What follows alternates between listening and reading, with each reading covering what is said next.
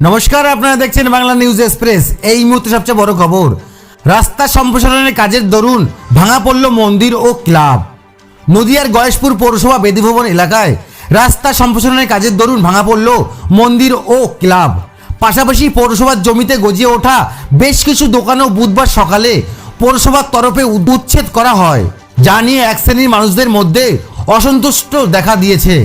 উল্লেখ্য, দীর্ঘ বছর 4 ধরে এই রাস্তা সম্প্রসারণের কাজ চলছে। বিগত পৌর বোর্ড এই কাজ শুরু করলেও নানাবিধ অসুবিধার সম্মুখীন হয়। রাস্তার দুধারে কাটা পড়ে বেশ কিছু বড় বড় গাছ, যা নিয়েও বিস্তীর্ণ জলঘোলা হয়। অভিযোগ ওঠে গাছ বিক্রির টাকা আত্মসাৎ করেছেন কয়েকজন কাউন্সিলর। গয়েশপুর পৌরসভার পৌরপ্রধান সুকান্ত চ্যাটার্জি জানান, এই রাস্তাটি তৈরি সম্পূর্ণ হলে কল্যাণী এমসে যাতায়াত সুনিশ্চিত হবে। এতে গয়েশপুরবাসীর লাভও হবে। তবে রাস্তা সম্প্রসারণের কাজে অন্তরা হয়ে দাঁড়িয়েছিল কয়েকটি ক্লাব। সেখানে খেলাধুলা বা শরীরচর্চার বদলে বসতো সাতটা জুয়া আর মদ ও গ্যাজার আসর। এগুলো সরাতে বেগ পেতে হয়েছিল পৌরসভার কর্মীদের। বিভিন্ন মন্দির কমিটিকে আবেদন করার পর তারা অন্যত্র সরিয়ে নেন। তাদের বিকল্প জমির ব্যবস্থা করার ভাবনা চিন্তা চলছে বলে জানিয়েছেন তিনি। নতুন নতুন খবরে আপডেট পেতে চোখ রাখুন বাংলা নিউজ এক্সপ্রেসে। সাথে থাকুন, পাশে থাকুন।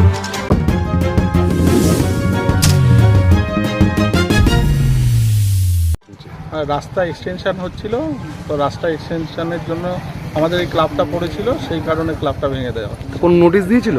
না, নোটিশ দেওয়া হয়েছিল, কিন্তু নোটিশে কোনো ডেট মেনশন করা ছিল না, অ্যাজ আর্লিয়ার বলে লেখা ছিল। তোমরা কি চাইছো এখন তাহলে?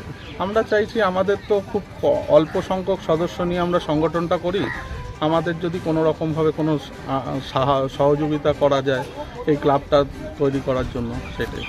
তো এই রাস্তা সম্প্রচারের জন্য কটা দোকান ভাঙচুর করেছে এখান দিয়ে, মানে তোমাদের বেদভবন থেকে এত পর্যন্ত? সেই বিষয়ে আমার কোনো ধারণা নেই। তবে রাস্তা সম্প্রসারণের জন্য কিছু দোকানকে পিছিয়ে নিতে বলা হয়েছে, কিন্তু সেটা খুবই সামান্য। মানে তোমাদেরকে নোটিশ দেয়নি তাহলে? আমাদের নোটিশ দিয়েছিল, কিন্তু নোটিশের মধ্যে কোনো ডেট মেনশন করা ছিল না। গত 3 তারিখে, আজকে তো হচ্ছে 11 তারিখ, 11 তারিখে 11 তারিখ কবে ভাঙবে সেটা বলেনি না। সেই নোটিশের মধ্যে কোনো ডেট মেনশন করা ছিল না যে এত তারিখের মধ্যে সরিয়ে নিতে হবে। সেখানে বলা হয়েছিল যে যত দ্রুত সম্ভব সরিয়ে নিতে হবে। কোন পৌরসভা এটা? এটা আমাদের গয়েশপুর পৌরসভার। কত নম্বর ওর এটা? এটা 14 নম্বর। তোমার নাম? আমার নাম উজ্জ্বল চক্রবর্তী। তোমাদের ভাঙলো কি এটা? আমাদের আনন্দপল্লী নবভারতী সংঘ ক্লাব। সেগুলোকে আমরা উচ্ছেদ করলাম। কিছু ক্লাব ছিল একেবারে রাস্তার ওপরে, তখন তো কোনো নিয়ম না মেনেই তারা তাদের মতো করে গেছে। মন্দির ছিল,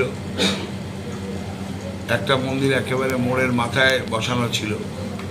যাই হোক, সেটা আমাদের সেটেলমেন্টের মাধ্যমে কিছু জায়গায় আমরা সেটেলমেন্ট করেছি, যে যেখানে একটা মানবিক স্বার্থ আছে পাবলিকের। ক্লাবটা তো আর সেখানে মানবিক স্বার্থ কিছু নেই, পরিষ্কার কথা, জুয়া মদ খেলা হয় 1 নম্বর। আমাদের এখানে একটা শিব মন্দির ছিল, সেখানে এখানকার লোকাল বাসিন্দারা সেখানে পুজো আর্চা করতেন, মূলত শনি পুজো। আমি তাদের সঙ্গে কথা বলে, তাদের পুরোহিত তাদের সঙ্গে কথা বলে তারা স্বইচ্ছায় বিগ্রহ সরিয়েছেন এবং মন্দিরটা তুলে দেওয়া হয়েছে। আমরা বর্তমান সময় দেখেছি সাধারণত ক্লাবগুলো রাজনীতি দল পরিচালনা করে বা রাজনীতি দলের মদতপুষ্ট হয়। সেক্ষেত্রে আপনি যে ক্লাবের কথা বললেন যে সরিয়ে দেওয়া হচ্ছে, জুয়ো মদ খেলা হতো, কোনো কি রাজনীতি দলের ছিল বলে? দেখুন, একটা কথা বলি আমি, যে সব ক্লাবই মদতপুষ্ট কারুর না কারুর, কিন্তু এই উন্নয়নের স্বার্থে তাদের যদি চেতনা না হয়, সে আমার দলের হলেও সেগুলো বরদাস্ত করা যাবে না। যেটা বললেন একদম গুরুতর অভিযোগ, ক্লাবের মধ্যে মদ জুয়ার আড্ডা হতো। সেটা ছিল, কারণ একটা ক্লাব মানে কি জানেন তো, সেখানে আপনি যে রাজনৈতিক দলের কথা বলছেন সেখানে সব ধরনের ছেলেপুলে থাকে, কিন্তু আমাকে তো আপামর জনতার কথা বলতে হবে, তাদের চিন্তা ভাবনা করতে হবে। এই রাস্তাটা যদি না করতে পারি, সেটা একটা চরম অভিশাপ হবে গয়েশপুরবাসীর জন্য। তো আজকে মোটামুটি প্রায় সবটাই ক্লিয়ার হয়ে গেল। তো আর কিছু না, ব্যাস কাজ হবে এখন।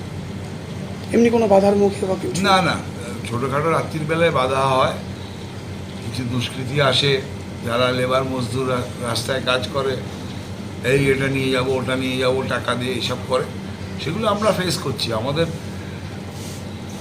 কাউন্সিলররা আজকে ছিলেন প্রায় 13 জন 14 জন কাউন্সিলর প্রেজেন্ট ছিলেন, এবং মূলত সেখানে সিনিয়র কাউন্সিলর মানিক পাল, মোহন রাম, নন্দ ঘোষ। তাহলে উন্নয়নের স্বার্থে এটা হলো আজকে? হ্যাঁ, 100 বার। এবং এটা করতেই হবে। আবার কিছু জায়গায় আরও এনক্রোচমেন্ট আছে, করতে হবে। এবং কিছু জমি আমি পরিষ্কার বলি, এলআর আর বা আরআরের কিছু জমি তারা রেখে দিয়েছে, সেগুলো আমরা ট্রান্সফার করে আনতে পারছি না, কিন্তু তাদের রক্ষা করার ক্ষমতা নেই, সেগুলো রোজ এনক্রোচ হচ্ছে। বিপদে আমরা পড়ছি, উন্নয়ন করবো কোথা থেকে? আগামী দিনে সেগুলো ব্যবস্থা নেবেন? সেগুলোর 100 বার নিতে হবে, এক এক করে করি। গয়েশপুরের মানুষ রায় দিয়েছে, আমরা জিতেছি। তো এখন তো কোনো প্রশ্নই আসে না, গয়েশপুরের মানুষের কাছে আমরা দায়বদ্ধ, আমাদের করতেই হবে। আপনার নাম পরিচয়?